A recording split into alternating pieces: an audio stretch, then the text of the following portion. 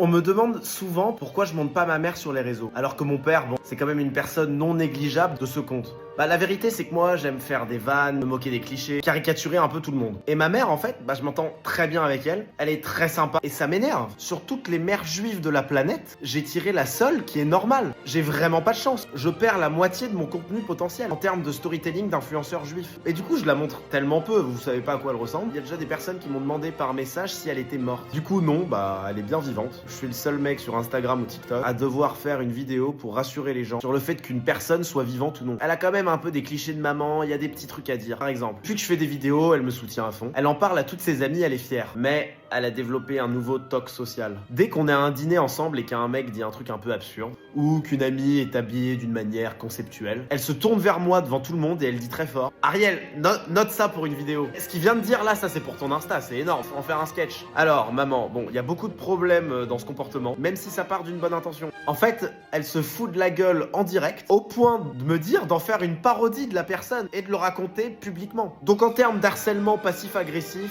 elle est doctorante. Et voilà, et bon, pour la première fois, c'est un peu exceptionnel ce qui se passe parce que je parle d'elle.